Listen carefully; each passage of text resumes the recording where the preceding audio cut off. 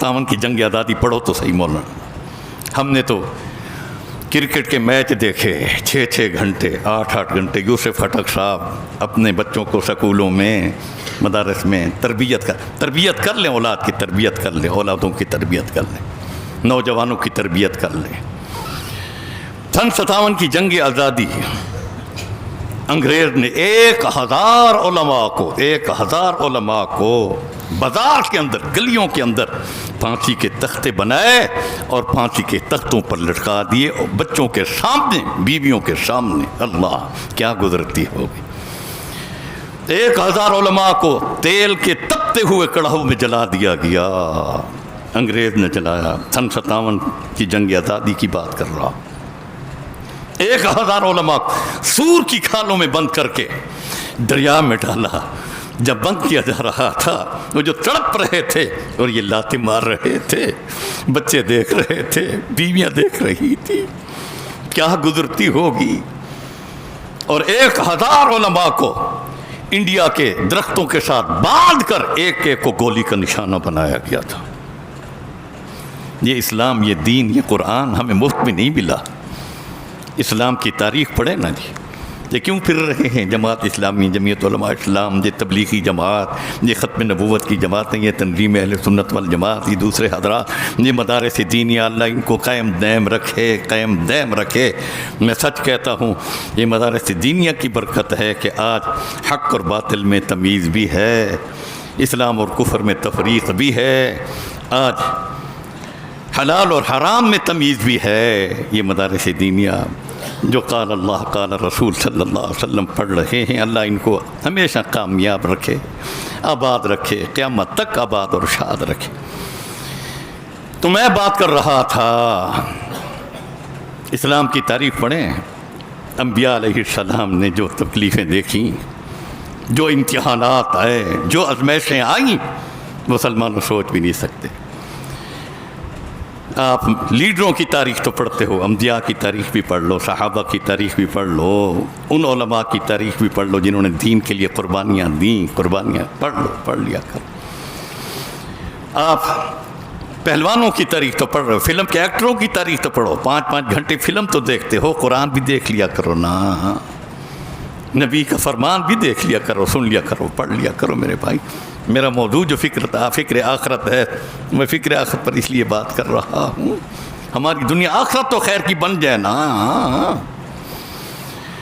تو میں بات کر رہا تھا سن 57 کی جنگ آزادی.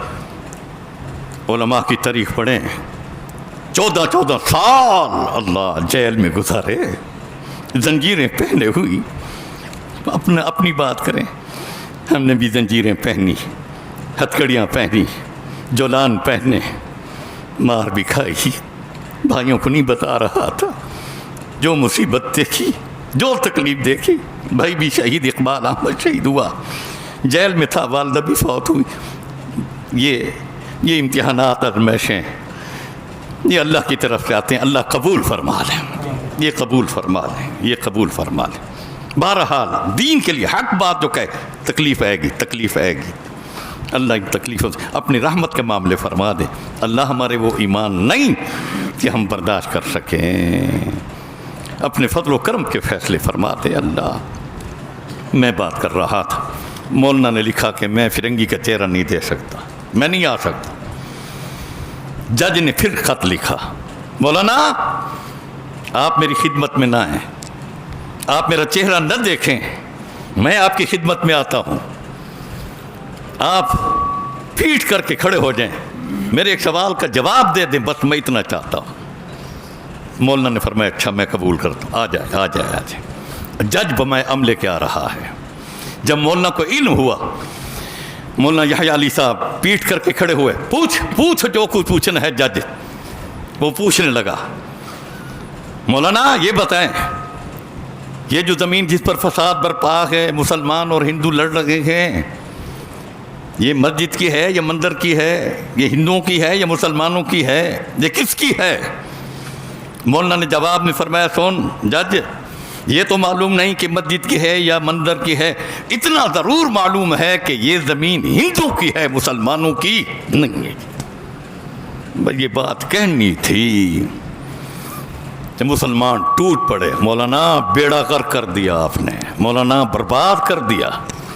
مولانا رات کو تھیلی مل گئی ہوگی نا، ہندوؤں نے پہنچا دی، رشوت لے لی ہوگی نا مولانا. ہندوؤں کے حق میں فیصلہ ہو گیا ہے، جج نے فوراً فیصلہ کر دیا یہ زمین ہندوؤں کی ہے.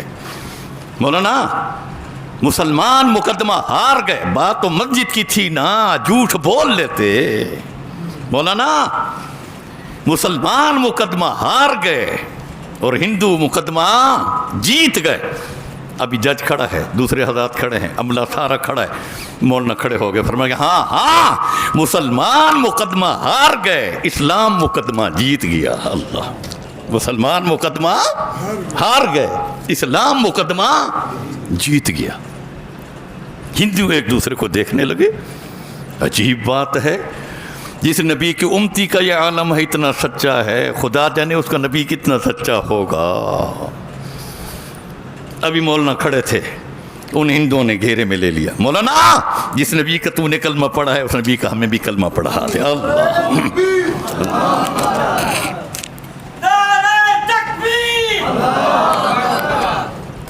کلمہ پڑھا دے مولانا. مولانا نے فرمایا پڑھو لا الہ الا اللہ محمد الرسول اللہ. تمام ہندو جو کھڑے، باقی جو تماشا دیکھے، انہوں نے بھی پڑھ لیا. اب مسلمان حیران، جو مولانا پر ٹوٹ پڑے تھے اور الزام دے رہے تھے کہ حرام کیا کھایا ہوگا، تھیلیاں پہنچ گئی ہوں گی، رشوت لی ہوگی، اب وہ بھی چپ خاموش. اب مولانا دوسرا قدم آگے بڑھانے لگے. پھر انہوں نے جو ہندو مسلمان ہوئے تھے، مولانا جس زمین پر ہم مقدمہ جیت گئے، مہربانی فرما کر آئیں، مسجد کی سنگ بنیاد اپنے ہاتھ سے رکھتے جائیں تاکہ ہم نماز بھی ادھر ہی ادا کریں. اللہ اکبر، اللہ اکبر. مولانا فرمانے لگے چلیں. اب وہ جج بھی کھڑا ہے، سن رہا تھا جج. اب مولانا جب سنگ بنیاد رکھنے لگے، اینٹ رکھی، آسمان کو دیکھا. اللہ، اللہ میں نے سچ کہا، اللہ میں نے اسلام کی لاج رکھی، اللہ تو نے مجھے زمین بھی واپس کرا دی، میرا دین بھی بچا لیا. اللہ، میرا دین بھی بچا لیا، میری زمین بھی واپس کرا دی. اللہ، رو پڑے. جج کھڑا تھا، آگے آ گیا. مولانا آپ نے قسم اٹھائی تھی کہ فرنگی کا چہرہ نہیں دیکھوں گا، گواہ بن جا لا الہ الا اللہ محمد الرسول اللہ صلی اللہ علیہ وسلم. یا ایھا الذین آمنوا اتقوا اللہ وَكُونُوا مَعَ الصَّادِقِينَ. سچوں کے ساتھ ہو جاؤ، حق والوں کے ساتھ ہو جاؤ، دیندار طبقے کے ساتھ ہو جاؤ، بدماش طبقے کے ساتھ نہیں، دنیا دار طبقے کے ساتھ نہیں، مالدار نہیں نہیں نہیں نہیں. نفی ہے، لیکن ہم کاش کہ ہم سمجھتے. ہم نے تو سب کچھ دنیا کو سمجھا، آخرت تو ہمیں بھول گئی. یہ جو میں نے شعر پڑھا، فکر دنیا کر کے دیکھی، فکر آخرت کر کے دیکھ، چھوڑ کر اب ذکر سارے، ذکر مولا کر کے دیکھ. کون کس کے کام آیا، کون کس کا ہے بنا، سب کو اپنا کر کے دیکھا، اب رب کو اپنا کر کے دیکھ. رب کس سے ملے گا؟ رب صادقین سے ملے گا نا، انہی کی مجالس میں ملے گا، انہی کے پاس جاؤ گے، انہی کی نصاحت سنو گے تو اللہ کی طرف سے رحمتیں، برکتیں، سلامتیاں آئیں گی. لیکن بات یہ ہے کہ اس وقت ہمیں موت بھول گئی ہے، اس وقت ہمیں قبر بھول گئی ہے. اس زمانے میں، اس ماحول میں ہمیں محشر کا میدان بھول گیا ہے، جہنم کی سختیاں ہمیں بھول، پل صراط کا معاملہ ہمیں بھول گیا. کاش کہ موت یاد ہوتی، کاش کہ قبر کی زندگی یاد آتی، کاش کہ محشر کا میدان سامنے ہوتا، کاش کہ پل صراط کا معاملہ سامنے ہوتا، جہنم کی ہولناکیاں سامنے ہوتی، تو ہمارا یہ آج سلوک، یہ معاملہ، یہ حالات نہ ہوتے جو آج ہم دیکھ رہے ہیں. مسلمان موت کا مالک جو ہے، موت اور حیات کا مالک کون کہہ دو نا؟ اللہ. بآواز بلند کہہ دو نا، اللہ اللہ اللہ. عزت اور ذلت کا مالک کون؟ اللہ. اور صحت و بیماری کا مالک کون؟ مشکل کشا کون؟ حاجت روا کون؟ اللہ ہی اللہ ہی اللہ ہی. ہم تو پڑھتے ہیں لا الہ الا اللہ. لا الہ تو ہم بیان کرتے ہیں، الا اللہ نہیں بیان کرتے ہیں.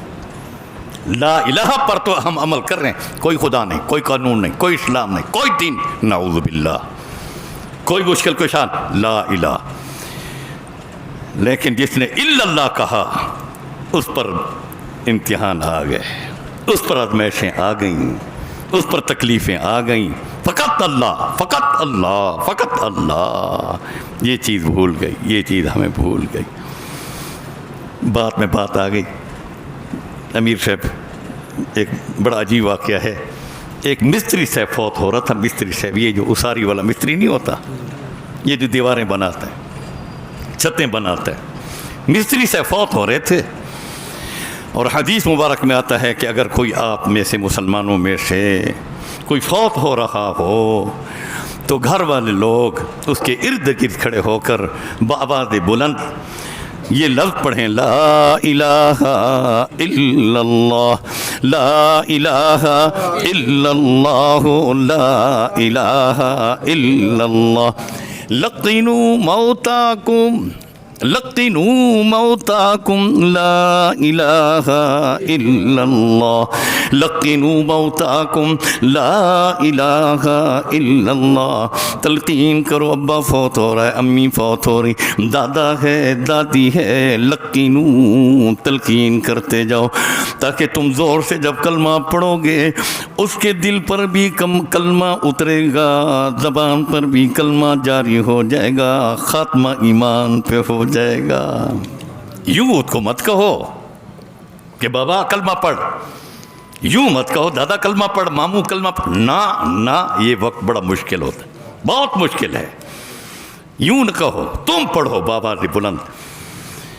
اور پھر یہ بھی مسئلہ سن لو، اگر موت کے وقت مسلمان ہے، نمازی ہے اور اللہ والا ہے، کیا بات ہو گئی؟ اللہ والا ہے کہ ہل گیا ہو، جلدی ٹھیک کر دو. اللہ والا ہے، موت کے وقت اگر اس نے کلمہ نہیں پڑھا تو خاتمہ ایمان پہ ہو گیا ہے. جی خاتمہ ایمان پہ ہو. اس کو تانا مت دو کہ تیرے باپ نے کلمہ بھی نہیں پڑھا تھا، تیری ماں نے کلمہ بھی، تیرے دادے نے کلمہ بھی نہیں. ہاں موت کے وقت خدا نہ خواستہ موت کے وقت اس نے کلمہ کفر کہا تو پھر خاتمہ ایمان پہ نہیں ہوا. جی اگر کلمہ نہیں پڑھا خاتمہ ایمان پہ ہو گیا. اب وہ ارد گرد کھڑے ہیں، لا الہ الا اللہ پڑھ رہے ہیں، زور سے پڑھ رہے ہیں. لیکن وہ کیا کہہ رہے ہیں مستری صاحب؟ اوے گارا لے آؤ، گارا لے ادھر، اوے ریت ادھر رکھو، اوے مٹی ادھر رکھو، یوسف خٹک صاحب، اوے اینٹیں ادھر رکھو. پھر یہ روئیں، لا الہ الا اللہ محمد الرسول. روتے کھڑے. ایک آدمی گزر رہا تھا، ابے کیوں رو رہے ہو؟ ابا فوت ہو رہا ہے. پوتے کہنے لگے دادا فوت ہو رہا ہے، بانجے کہنے لگے ماموں فوت ہو رہا ہے، بھتیجے کہنے لگے چچا فوت. ہم کلمہ پڑھتے ہیں، وہ کہتے ہیں ریت لے کر آؤ، گارا ادھر رکھو، پانی ادھر لے کر آؤ، تھال ادھر رکھو. جی فلاں کدھر گیا؟ اس نے کہا اچھا تم ہٹ جاؤ. سب کو ہٹا دیا اور وہ اس کے ساتھ بیٹھ گیا. مستری صاحب کے کان کے ساتھ، استاد جی چھٹی کا وقت ہو گیا، استاد جی گارا بھی ختم ہو گیا ہے، استاد جی اینٹیں بھی نہیں ہیں، استاد جی بچے بھی انتظار میں کھڑے ہوں گے، سودا بھی لے جانا ہے، مغرب ہونے والی ہے، استاد جی ہم دور کے ہیں، استاد جی چلیں، استاد جی بس چھٹی کریں، چلیں. ایک کان میں کہا، دوسرے کان میں استاد جی چلیں، ٹائم ختم ہو گیا ہے، گارا بھی نہیں ہے. بھئی یہ لفظ کہنا تھا کہ مصری صاحب کی زبان پر جاری ہوا لا الہ الا اللہ محمد الرسول اللہ۔ اب سارے حیران کھڑے ہیں، ہم تو صبح سے رو رہے تھے لا الہ، وہ تو نہیں پڑھ رہا تھا، تو نے کہا چھٹی کا وقت ہو گیا ہے، اس نے کلمہ طیبہ جاری کر دیا، اس نے پھر راز کی بات ہے، راز کی بات ہے۔ بات یہ ہے، ایک تو اس میں یہ صفت تھی، کام کے دوران اگر اذان ملتی کام چھوڑ دیتا، نماز پڑھتا۔ دوسری بات، جب چھٹی کا وقت ہوتا نا، چھٹی کا وقت مغرب کے قریب عصر کے بعد یہ پوچھتا تھا بس چھٹی کا وقت ہو گیا یہ اب چلیں گے؟ ہاں چلیں۔ بچوں کے لیے کوئی چیز لے چلیں؟ جی چلیں۔ اپنی زبان جلوں جی ہاں جلوں صاحب۔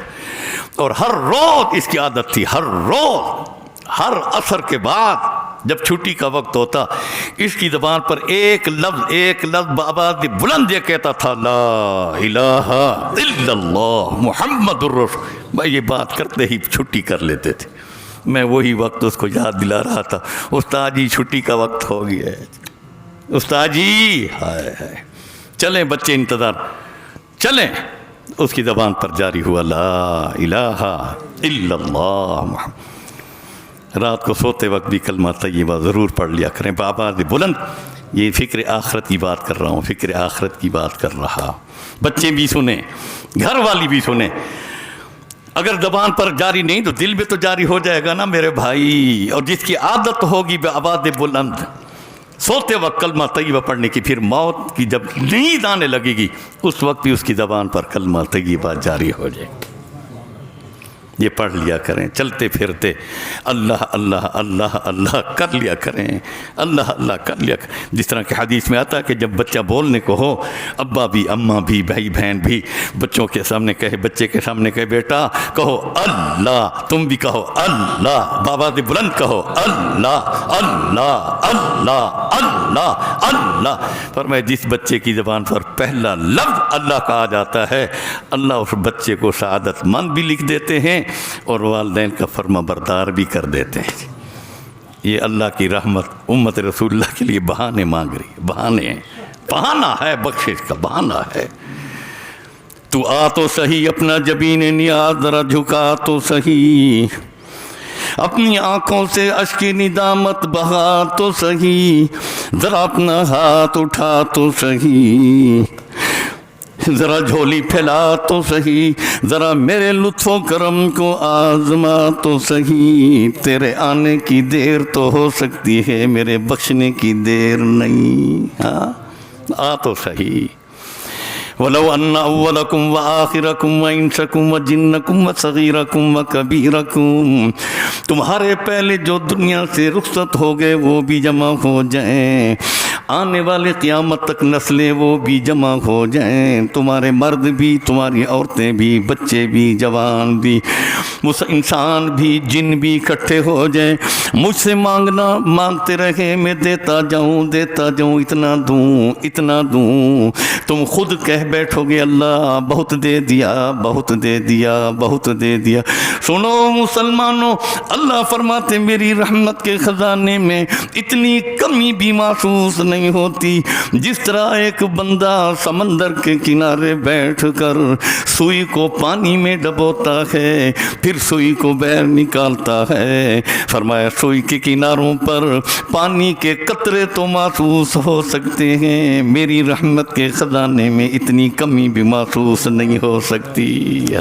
مانگو تو صحیح۔ علامہ اقبال جو کہتے ہیں تم کو شکوہ ہے ہمارا مدعا ملتا نہیں، دینے والے کو گلا ہے کوئی گدا ملتا نہیں، دیکھ کر بے نیازی بندے کی کہتا ہے کریم، دینے والا دے کسے کوئی دستے دعا ملتا نہیں۔ مانگو تو صحیح، آؤ تو صحیح اس کے در پہ۔ میں بات کر رہا تھا موت حیات کا مالک کون؟ اللہ۔ موت بھول گئی ہمیں، قبر بھول گئی۔ دیکھیں موت حیات کا جب رب مالک، نبی کو مالک نہیں بنایا، موت الحیات کے ولی کو نہیں بنایا، کسی غوث کتب ابدال کو نہیں بنایا۔ میں مدینہ میں تھا، حضرت ایک انجینئر صاحب کا ایک ہی بیٹا تھا، ایک ہی بیٹا، ہسپتال میں مجھے لے کر گیا، کہ یہ 5 سال کا بچہ آخری وقت میں پڑا ہے، اس کے لیے دعا کر لو۔ تو ماں اس کی کھڑی تھی، مجھے کہنے لگے قاری صاحب میرے بیٹے کو بچا لو، قاری صاحب میرے بیٹے کو بچا۔ میں نے کہا موت حیات کا مالک تو رب ہے، میں تو نہیں بچا سکتا۔ دم کر دیتے ہیں، دعا کر لیتے ہیں اللہ بچا لے، اس کی عمر میں برکت فرما دے۔ آپ صلی اللہ علیہ وسلم جب حضرت قاسم فوت ہوئے، مسلمانوں سنو تو صحیح، 4 سال کی عمر میں، ضیاء الرحمن فاروقی نے لکھا 4 سال کی عمر میں فوت ہو گئے ہیں۔ اللہ کے نبی ہاتھ میں لے کر کھڑے ہیں، آہا اور اللہ اولاد کا صدمہ والدین کو نہ دے، اولاد کا صدمہ والدین کو نہ دے۔ نبی پر تو امتحان پر امتحان، آزمائش پر آزمائش۔ اللہ نبی کی تاریخ پڑھیں تو صحیح، تاریخ پڑھیں تو صحیح، نبی کے سامنے نبی کی بیٹیوں کے منہ پر تماچے مارے گئے، گند ڈالے گئے، 10 آبی آ کر گرا دیتے، بچیاں آ جاتی اٹھاتی، لوگوں میرے ابا کا قصور کیا ہے بتاؤ تو صحیح، میرے ابا کو نہ مارو، یہ لاتے ہمیں مار دو۔ اللہ کیا گزرتی ہوگی نبی علیہ السلام۔ مسلمانوں ہم نے کلمہ تو پڑھا، افحسبتم انما خلقناکم عبثا وانکم الینا لا ترجعون۔ کیا تم نے یہ سمجھا کہ تمہیں ہم نے عبث پیدا کیا؟ نہیں، امتحانات آئیں گے، آزمائشیں آئیں گی، سردی کا موسم ہوگا، الصلاۃ خیر من النوم کی آواز لگائی جائے گی، تمہیں آنا پڑے گا اللہ کے گھر میں۔ اللہ ٹھنڈے پانی سے وضو کرنا پڑے گا، شدت کی گرمی دوپہر کو اذان ملی حی علی الصلاۃ حی علی الفلاح، او نماز کی طرف آؤ قیام کامیابی کے راستے پر آؤ۔ تو پیدل چل کے آ چکا ہے، آ رہا ہے، ملائکہ تیرا انتظار بھی کر رہے ہیں، استقبال بھی کر رہے ہیں۔ ہاں اگر نہیں آتا تو امتحان ہے، آزمائش ہے، شدت کی گرمی ہے، روزے کا مہینہ آ گیا، ہاں روزہ رکھ، اللہ اس گرمی میں روزہ، فرمایا ہاں اس گرمی کو برداشت کر لے، کل جہنم کی گرمی سے تجھے بچا لوں گا۔ شدت کی پیاس ہے، گرمی کا موسم ہے، روزہ ہے، روزے کے ساتھ شدت کی پیاس تو برداشت کر، محشر کے میدان میں اپنے نبی کے ہاتھ سے جام کوثر تجھے پلا دوں گا۔ اللہ تو آ تو صحیح۔ بہرحال حضرت قاسم کو یوں لے کر، اے کریم رحیم اللہ تیری امانت تیرے سپرد کر رکھا ہوں، اللہ قبول فرما لے، مجھے صبر عظیم عطا فرما دے، اللہ اپنی رضا پر مجھے راضی رہنے کی توفیق عطا فرما دے۔ اللہ پھر کچھ مدت کے بعد دوسرا بیٹا حضرت عبداللہ جب فوت ہو رہا ہے، مسلمانوں فکر آخرت کی بات کر رہا ہوں، فکر آخرت کی بات کر رہا ہوں، موت ہمیں بھول گئی۔ اب اللہ کے نبی عبداللہ کو یوں پکڑ کر، اللہ یہ دوسری امانت بھی تیرے حوالے کر رکھا ہوں، اللہ قبول فرما لے، اللہ مجھے صبر عطا فرما دے، مجھے صبر عطا، اس کی امی کو بھی صبر عطا فرما دے۔ اللہ ہاں تیسرا بیٹا مدینہ منورہ میں حضرت ابراہیم جو ماریہ قبطیہ رضی اللہ عنہا کے بطن سے پیدا ہوئے تھے، صحابہ فرماتے اتنے حسین اور جمیل تھے، جب مدینہ نبی میں لے کر آتا تمام صحابہ دوڑتے اس کو بوسہ دیتے، اس کی صورت دیکھ کر سبحان اللہ و بحمدہ سبحان اللہ العظیم پڑھتے۔ اللہ اکبر۔ اما عائشہ صدیقہ فرماتی ہیں جس وقت ابراہیم کی حالت غیر ہوئی، میں نے آواز لگائی اے اللہ کے نبی تشریف لائیں، حجرے میں آئیں، ابراہیم کی حالت غیر ہو گئی۔ اللہ کے نبی جب آئے، ابراہیم کو ہاتھ میں لیا، ابھی سینے کے ساتھ لگانے والے تھے کہ ابراہیم نے آخری سسکی لے لی، اللہ کو پیارا ہو گیا۔ آپ صلی اللہ علیہ وسلم کہ جسم پر کپ کپی طاری ہو گئی، آپ کی آنکھوں سے آنسو جاری ہیں۔ ابراہیم کو بوسہ دیتے ہوئے فرمایا ابراہیم سن، تو مجھے غم کے سمندروں میں چھوڑ کے جا رہا ہے۔ اللہ کیا گزری ہوگی نبی پر، کیا گزری ہوگی۔ مسلمانوں میں بات کر رہا کہ موت حیات کا مالک کون؟ اللہ اللہ اللہ۔ نبی کے ہاتھ میں نہیں، ولی کے ہاتھ میں نہیں۔ غوث کو تو عقیدہ بھی بناؤ، عقیدہ بھی بناؤ۔ عقیدہ صحیح ہوگا، عمل تھوڑا ہوگا، نجات ہو جائے گی، نجات ہو۔ عقیدہ غلط، عمل پہاڑوں جتنا کیوں نہ ہو، اللہ کی قسم نجات نہیں ہوگی، نہیں ہوگی نجات۔ چاہے سیمودار کیوں نہ بن جا، چاہے سیمودار کیوں نہ بن جا، قیام اللیل کیوں نہ بن جا، تہجد گزار کیوں نہ بن جا، صحن کعبہ میں کیوں نہ مر جا، روزے نبی پر کیوں نہ مر جا، جنت البقیع میں دفن کیوں نہ ہو جا، حاجی غازی نمازی تبلیغی جہادی کیوں نہ بن جا، عقیدہ صحیح نہیں تو جنتی نہیں، جہنمی ہے، جہنمی ہے۔ عقیدہ بناؤ، عقیدہ بناؤ۔ آج ہمارا عقیدہ نہیں، ہم نے رب کو مشکل کشا نہیں سمجھا، رب کی رحمت اور ربوبیت وحدانیت الوہیت پر ہمیں یقین نہیں ہے۔ کاش کہ ہمیں رب کی ربوبیت وحدانیت الوہیت پر یقین، دنیا کی کھیتی باڑی پر تو یقین ہے، منصب پر تو یقین ہے، ملازمت پر تو یقین ہے، ان وزراء بشرات سے تو ہم یقین رکھتے ہیں، یہ ہو جائے گا وہ، لیکن رب رحمان سے ہمارا یقین نہیں۔ یقین بنا لو مسلمان۔ یقین پر ایک بات آگے، تھک تو نہیں گئے؟ تھک گئے تو پھر بات کر لیتے۔ ایک عورت گئی حضرت بایزید بستامی رحمۃ اللہ علیہ کی خدمت میں، حضرت بایزید جی بیٹی، فرمایا میرے خاوند کو منع کرو کہ دوسرا نکاح نہ کرے۔ حضرت بایزید بستامی جواب میں فرمائیں میری بیٹی جب اللہ اس کو اجازت دے، میں کون ہوں کہ میں اس کو منع کروں؟ مثنی و ثلاث و رباع، 2 نکاح کرو اجازت ہے، 3 نکاح کرو اجازت ہے، 4 نکاح کرو اجازت ہے۔ سمجھے ہو؟ اجازت اور چیز ہے، قانون اور رسول اور چیز ہے، یہ بھی سمجھ لو۔ قانون اللہ نے یہ دیا، 2 بھی کر سکتے ہو، 3 بھی کر سکتے ہو، 4 بھی کر سکتے ہو۔ وَإِنْ خِفْتُمْ أَلَّا تَعْدِلُوا فَوَاحِدَةً، خبردار اگر عدل و انصاف قائم نہیں کر سکتے تو پھر 1 نکاح کرو، دوسرا نکاح بھی نہ کرو۔ مسئلہ سمجھے آئے جی؟ اجازت اور ہے، قانون اور ہے، اور ہے۔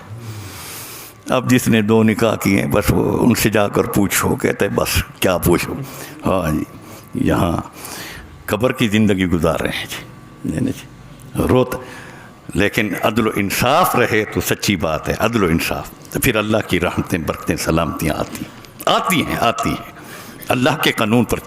پھر وہ کہتی ہے حضرت میرے خاوند کو منع کرو کہ دوسرا نکاح نہ کرے۔ پھر حضرت جواب دیں، میں عقیدے پر بات کر رہا ہوں۔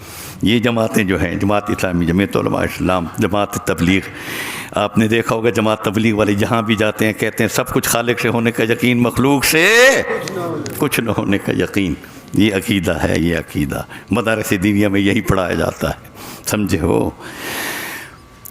تیسری مرتبہ پھر حضرت یہی جواب دیں، بیٹی جب اللہ اجازت دے میں کون ہوں؟ والد صاحب رحمۃ اللہ علیہ تقریر فرما رہے تھے، ایوب خان کا زمانہ تھا۔ ایوب خان سن، تو نے ایک قانون بنایا ہے، جو شخص اپنی بیوی کو طلاق دے، طلاق دینے کے بعد چیئرمین صاحب سے ناظم صاحب کے پاس جائے، اجازت لے، توثیق کرا لے۔ اگر چیئرمین صاحب، ناظم صاحب، وہاں کا نمبردار صاحب اجازت دے تو پھر طلاق واقع ہوگی، اگر وہ اجازت نہ دے تو طلاق واقع نہیں ہوگی۔ طلاق پہلے اور اجازت بعد میں۔ تو فرمایا ناقص جو بھی قانون بنائے گا ناقص، ہمارے پاس کامل کا قانون ہے، ہم کامل کے قانون کو چھوڑ چکے ہیں۔ یہی جماعتیں ہیں، اسلامی جماعتیں، یہی علماء کرام رات دن بھائی اللہ کے قانون کو اپنا لو۔ پاکستان کا مطلب کیا؟ لا الہ الا ہو رہا ہے لا الہ الا اللہ پر عمل؟ نہیں. ہماری کچہریوں میں، عدالتوں میں قرآن کا قانون، شریعت چل رہی ہے یا انگریز کے قانون پر؟ بتاؤ تو صحیح. انگریز کا قانون چل رہا ہے. تو ایوب خان کے زمانے میں، او ایوبا، اگر قانون بنانا تھا کسی مولوی سے مشورہ کر لیتا، مولوی بتا دیتا کہ اجازت پہلے اور طلاق بعد میں. یہ کون سا قانون ہے کہ طلاق پہلے اور اجازت بعد میں؟ فرمایا قانون تو نہ ہوا، حفیمی کا لوٹا ہوا، حفیمی کا چرسی کا لوٹا ہوا. جانتے ہو حفیمی چرسی کا لوٹا جانتے ہو؟ بتا دوں. حفیمی چرسی بھنگی، یہ چرس پینے والا ایک شخص تھا اس وقت. حفیمی جب تقاضے کے لیے بیت الخلاء میں جاتا نا، لیٹرین میں جاتا، لوٹا ساتھ لے جاتا. لوٹے کو نیچے سوراخ تھا، سوراخ. یہ وہاں لوٹا رکھ دیتا، تقاضا کرتا. جب تقاضا پورا ہو جاتا، پانی کی ضرورت ہوتی، ادھر یہ فارغ ہو گیا ہے، ادھر لوٹا اٹھائے تو لوٹا بھی فارغ ہو گیا. اس کو جو سوراخ تھا نیچے، پانی کہاں بچے. بڑا غصہ آیا، بدبختہ، تیرا علاج کروں گا. دوسرے دن پھر لوٹا لے گیا. اس لوٹے کو سوراخ تھی. اب یہ لوٹا رکھتا ہے، تقاضا پورا کرتا ہے. تقاضا پورا کرنے کے بعد پھر لوٹا اٹھاتے تو لوٹا بھی فارغ، یہ بھی فارغ. پھر غصہ. تیسرے دن لوٹا لے گئے نا، تیسرے دن وہاں رکھا. آج سالہ تیرا انتظام میں کروں گا، آج کروں گا. استنجا پہلے اور فراغت بعد میں. سمجھے؟ فرمایا یہ حفیمی کا لوٹا ہوا یا قانون ہوا؟ جب اللہ کا قانون ہمارے پاس موجود ہے. بدبختہ یہ بات پہنچی تھی وہاں تک، لیکن ہمارے علماء نے حق کہا. اللہ حق کہنے کی توفیق عطا فرمائے. میں بات کر رہا تھا عقیدے کی. پھر وہ عورت، حضرت منع کرو نا، میرا خامد دوسرا نکاح نہ کرے. حضرت پھر وہی جواب، جب اللہ اجازت دے میں کون ہوں؟ کہنے لگی حضرت اگر مجھے شریعت اجازت دیتی میں اپنے چہرے سے کپڑا اٹھاتی، آپ میرا حسن و جمال دیکھتے، آپ خود کہہ بیٹھتے تیرے خامد کو کیا پڑ گئی، کیا ہو گیا، اتنی حسین اور جمیل بیوی کے ہوتے ہوئے دوسرا نکاح کر رہا ہے. مگر یہ بات کہنی تھی کہ حضرت کی زبان سے نکلا اللہ اللہ اللہ. پھڑکنے لگے. علماء بیٹھے ہیں. کیا ہو گیا حضرت، کیسے ہو گیا؟ اور تم نے اس کی بات سمجھی نہیں. میں نے سمجھ لی ہے. اللہ کی توحید کے جتنے عقدے میرے سینے میں تھے، ذہن میں تھے، اس عورت کی اس بات نے سارے عقدے حل کر دی. توحید کے سارے عقدے اللہ نے حل کر دی. کیسے عقدے حل ہو گئے توحید کے، رب کی ربوبیت، وحدانیت، الوہیت کے؟ فرمایا سنو، یوں ہوئے کہ یہ عورت اپنے حسن و جمال پر اتنا تکبر رکھتی ہے، اتنا فخر رکھتی ہے کہ اپنے حسن و جمال پر اپنا شریک دیکھنا گوارا نہیں کرتی. حالانکہ اس کا حسن و جمال ذاتی نہیں، عطائی ہے، باقی نہیں، فانی ہے، مستقل نہیں، عارضی ہے، کامل نہیں، ناقص ہے، آج ہے کل نہیں. یہ عورت اپنے حسن و جمال پر اپنا شریک دیکھنا گوارا نہیں کر سکتی، وہ خالق حسن اپنا شریک دیکھنا کیسے گوارا کرے؟ سمجھے ہو؟ اللہ ہمیں صحیح معنی میں توحید پر چلنے کی توفیق عطا فرمائے. تو میں بات کر رہا تھا موت حیات کا مالک کون؟ اللہ. پھر آپ کی جوان بیٹی حضرت زینب جب فوت ہوئی تو آپ صلی اللہ علیہ وسلم قبر میں رکھ رہے ہیں. مسلمانوں کیا گزری ہوگی. یہ آواز جو باتیں کر رہے ہیں ان کو خاموش رہو. رستم ان کو خاموش کرا دو. آپ صلی اللہ علیہ وسلم قبر میں رکھنے لگے. ابا جب اپنی بیٹی کو رکھ رہا ہوگا، جوان بیٹی، آسمان کو دیکھا، اللہ یہ حاملہ تھی، ہجرت فرما کے آ رہی تھی مکہ سے، مشرکین نے تھڈے مارے تھے پیٹ میں، اسی صدمے میں فوت ہو رہی. اللہ یہ شہادت لے کر آ رہی، قبول فرما لے. پھر دوسری بیٹی حضرت رقیہ سیدنا عثمان غنی کے نکاح میں جب آپ صلی اللہ علیہ وسلم رمضان کے مہینے میں 15 رمضان کو بدر کی طرف تشریف لے جا رہے تھے، حضرت رقیہ بیمار تھی، سرہانے جا کر بیٹھ گئے، فرمانے لگے رقیہ کیا حال ہے؟ حضرت رقیہ فرماتے ابا جی دعا فرما لیں، تو آپ فرمانے لگے رقیہ یا بنتی میں سفر کر رہا ہوں، اللہ تیرا حافظ ناصر ہو۔ تو حضرت رقیہ بھی جواب میں فرماتی ہیں ابا میں بھی دنیا سے لمبا سفر کر رہی ہوں، آپ کچھ انتظار فرما لیں ابا جی، کچھ انتظار تو فرما لیں۔ اللہ کے نبی جواب میں فرماتے ہیں بیٹی رقیہ جب اللہ اپنے نبی کو حکم دیتے ہیں تو نبی حکم کی تعمیل میں تاخیر نہیں کر سکتا۔ میں جا رہا، اللہ حافظ ہو، تشریف لے گئے۔ یہ دین ہے، یہ آخرت کی فکر ہے۔ کاش کہ ہم آخرت کی فکر کو سمجھیں، کاش کہ ہم اپنی آخرت بنائیں، قبر بنائیں، محشر کا میدان۔ آئے آئے تو آپ صلی اللہ علیہ وسلم تشریف لے جانے لگے تو حضرت رقیہ روتی رہی۔ آپ بدر میں اللہ نے فتح عطا فرمائی، جب واپس تشریف لائے سیدھا حضرت عثمان غنی کے دروازے پر، کیف بنتی رقیہ مجھے بتاؤ تو صحیح رقیہ کا کیا حال ہے؟ جواب ملا یا رسول اللہ ابھی حضرت رقیہ کو قبر میں دفنایا جا رہا ہے، جنت البقیع میں لے کر چلے گئے۔ اللہ کے نبی تشریف لے گئے قبر پر۔ قبر کی زندگی بھی مان لو مسلمانوں، قبر یہی مراد ہے، وَإِذَا الْقُبُورُ بُعْثِرَتْ۔ اللہ یہی قبریں پھٹیں گی، یہیں سے ہم اٹھیں گے۔ اللہ خاتمہ بھی ایمان پہ فرما، قبر سے اٹھتے وقت بھی کلمہ طیبہ پڑھنے کی توفیق عطا فرما۔ تو آپ صلی اللہ علیہ وسلم جو ہی قبرستان میں تشریف لے جانے لگے، حضرت فاطمہ بھی چھوٹی بچی ساتھ ہو گئی۔ جو ہی پہنچے قبر بند ہو چکی تھی، سیدنا عثمان فرماتے یا رسول اللہ اجازت ہو قبر کھول دے۔ فرمایا نہیں، اس وقت سوال کیا جا رہا ہوگا من ربک، تیرا رب کون، من نبیک، تیرا نبی کون، ما دینک۔ نہ کھولیں، نہ کھولیں۔ آپ قبر کے ساتھ بیٹھ گئے۔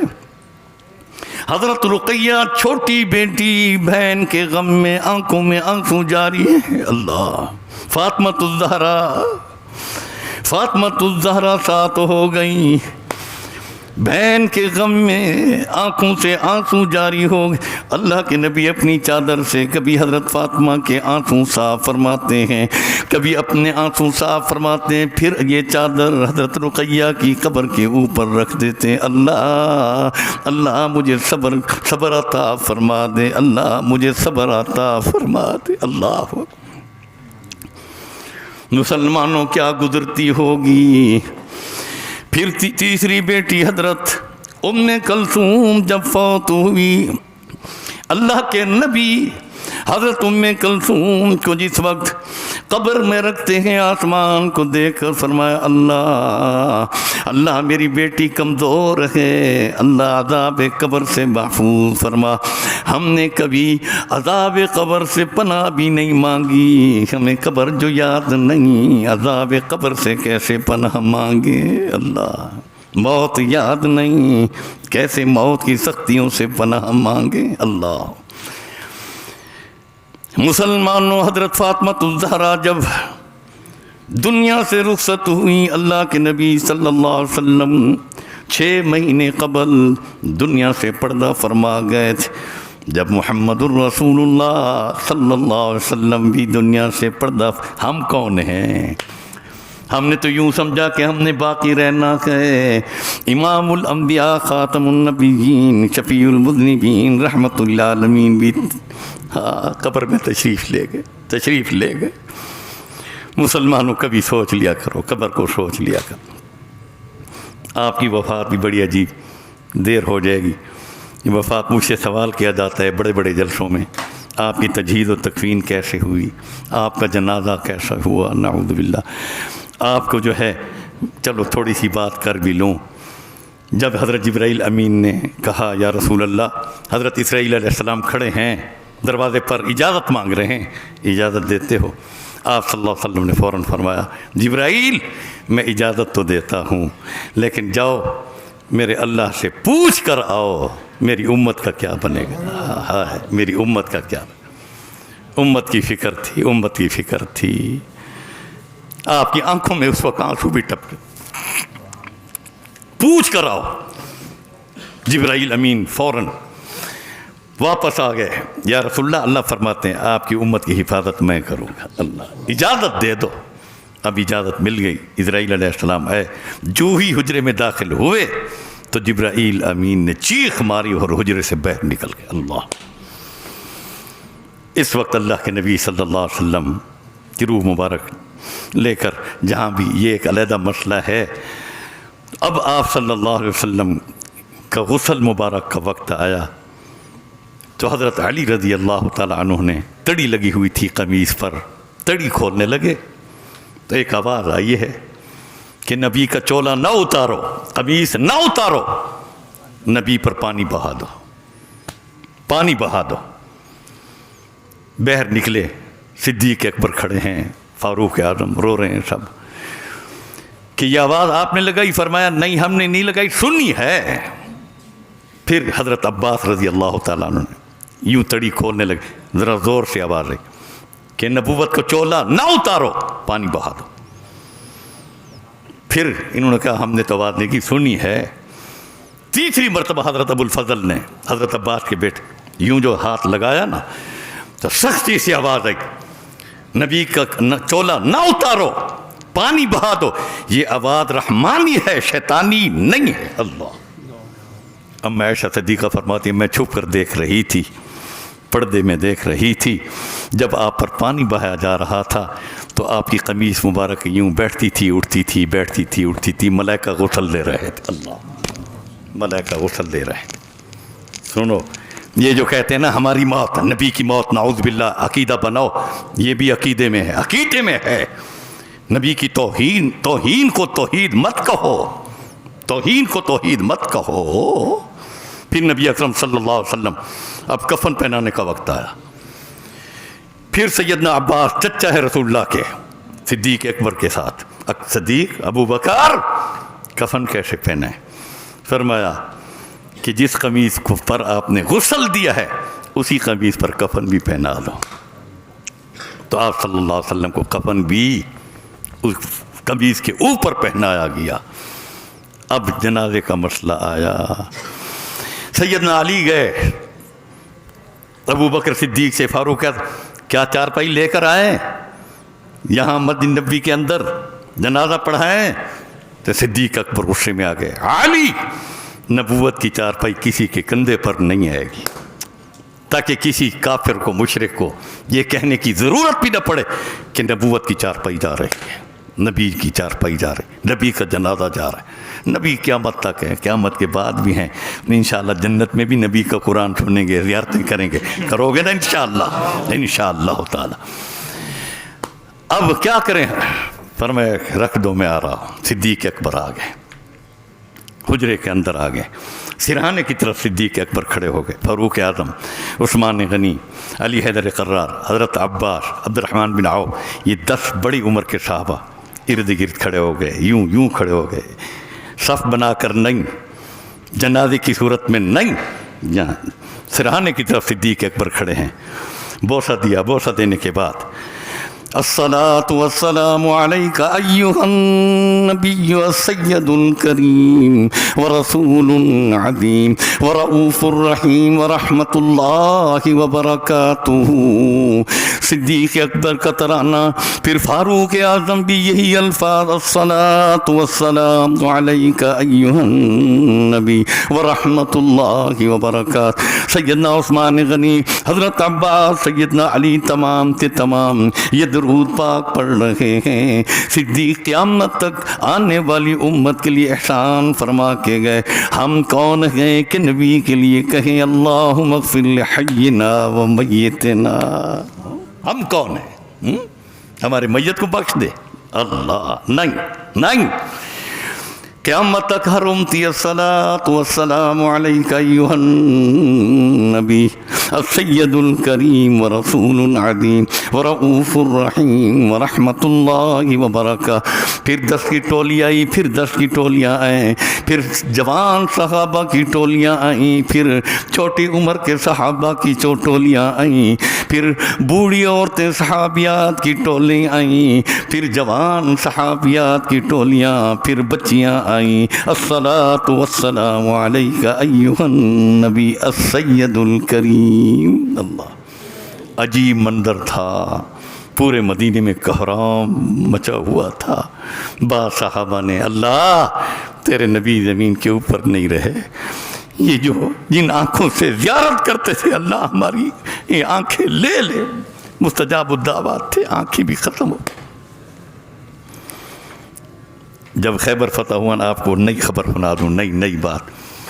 یہ باتیں میں یوسف کھٹک صاحب سے بھی، اپنے امیر صاحب کھٹک صاحب سے بھی یہ بات سنایا کریں تھی، اپنے محترم حضرات سے بھی۔ خیبر فتح ہوا، مال غنیمت بہت جمع ہوا، کافی جمع ہوا۔ اس میں تقریباً 2 اونٹ، 2 گھوڑے اور 2 خچر جس کو گدھا کہتے ہیں۔ یہ جو ہمارے پاس گھوڑے ہیں نا، اس کو عرب میں اب بھی خچر کہتے ہیں۔ اب عربی گھوڑے کچھ اور ہیں، ان کی شکل و شباہت کچھ اور۔ 2 خچر صحابہ لے کر آئے، یا رسول اللہ یہ آپ کے حق میں لے کر آئے ہیں، آپ کے لیے ہم لے کر آئے ہیں، یہ مال غنیمت میں آپ کا حصہ ہے۔ آپ نے فرمایا مسلمانوں میں تقسیم کر دو۔ بھئی یہ بات فرمائی، ایک خچر دوڑتا ہوا آیا، دوڑتا ہوا سامنے کھڑا تھا، وہ جو لے کر آئے تھے نا صحابہ، وہ خچر دوڑ کر نبی اکرم صلی اللہ علیہ وسلم کے پاؤں میں پڑ گیا، سر رکھ دیا اور لفظ کیا کہا، اے اللہ کے نبی قبول فرما لو، اللہ کے نبی قبول فرما۔ میں اس نسل سے ہوں، میں اس نسل سے ہوں، میں اس نسل سے ہوں کہ جس نسل پر ہمارے اوپر والی نسلوں پر 50,000 انبیاء نے سواری کی ہے، ہمیں قبول کر لو اللہ کے نبی، اللہ قبول کر لو ہمیں، مجھے قبول کر لو، میں اس نسل سے ہوں۔ آپ نے فوراً قبول فرمایا۔ صدیق اکبر فرماتے ہیں جب میری ضرورت پڑتی تھی اللہ کے نبی اس خچر سے فرما جاؤ ابو بکر کو بلا کے آؤ، یہ آ کر میرے دروازے پر یوں سر مارتا تھا، میں سمجھ جاتا تھا کہ یہ آیا ہوں، میں فوراً نکل آتا۔ بعض صحابہ جو دور ہوتے ان کی طرف بھی بھیجے جاتے۔ جب اللہ کے نبی دنیا سے پردہ فرما رہے تھے، فرما گئے اور اللہ کے نبی کو روضہ اقدس میں قبر مبارک میں رکھ دیا گیا، تو یہ صحابہ فرماتے ہیں یہ خچر دوڑا اور ہم بھی اس کے پیچھے دوڑے، گھوڑے پر بیٹھ کر مدینے کے آخری کونے میں جب یہ پہنچا تو ایک کنواں تھا، وہیں کھڑا ہوا آسمان کو دیکھا، پھر اس کنویں میں چھلانگ لگا۔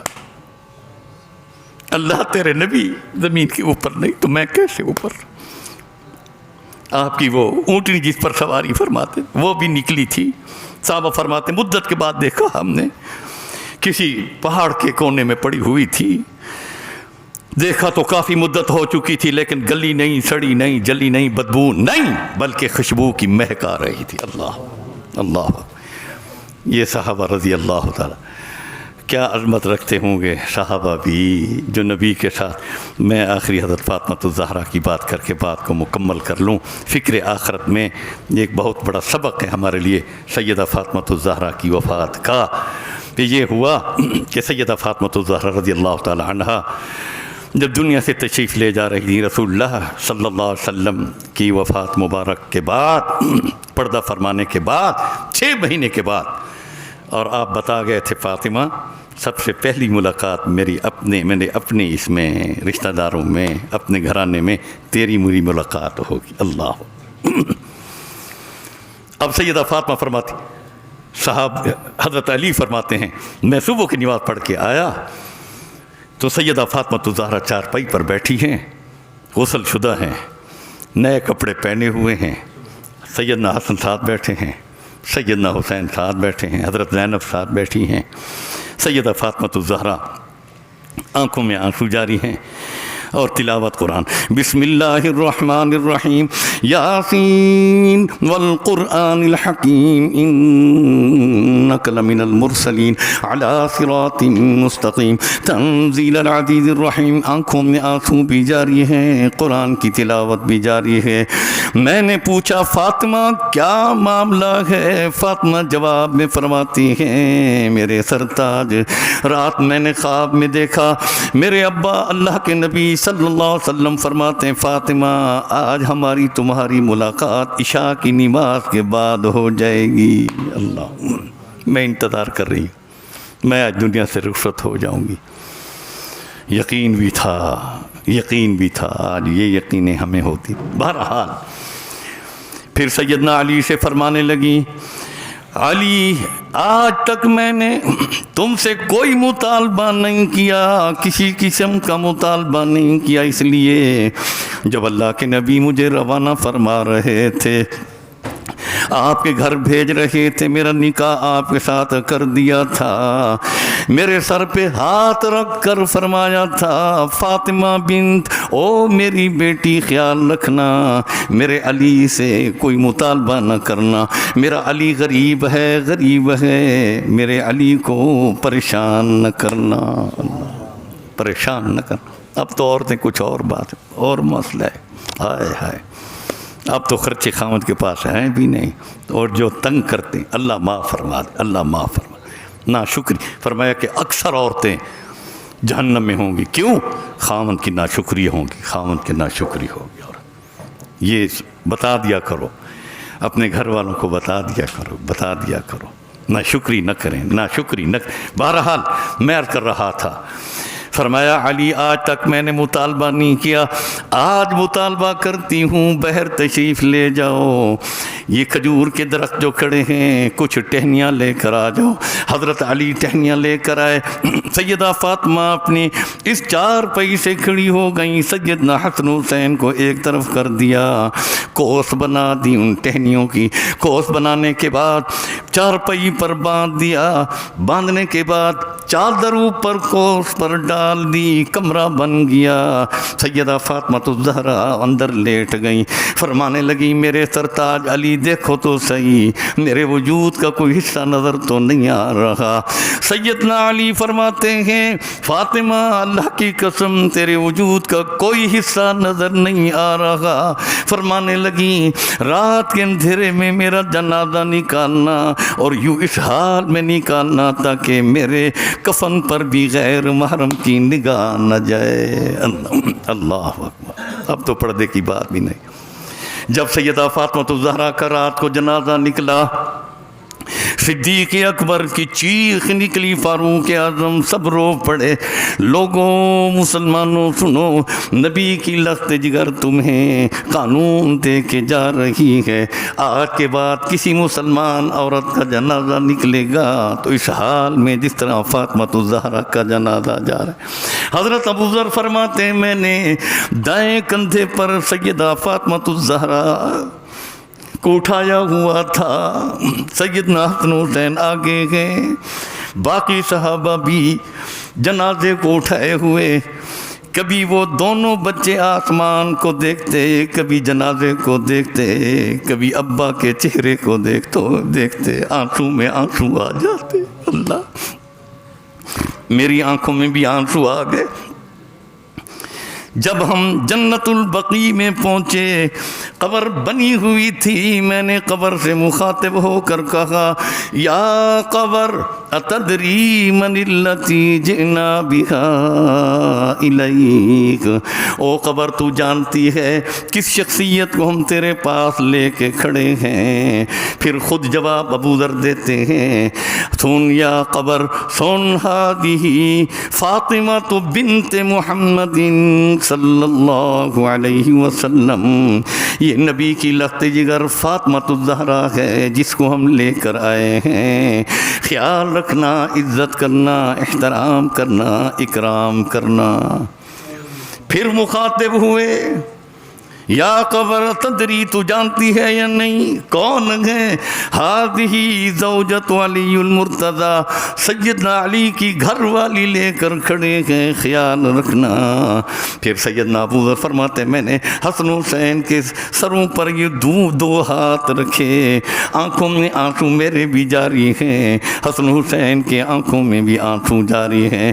میں نے کہا تدری جانتی ہے یا نہیں من ہادی یہ کون ہے؟ ہادی ام الحسن والحسین، حسن حسین کی امی کو لے کر کھڑے ہوئے ہیں۔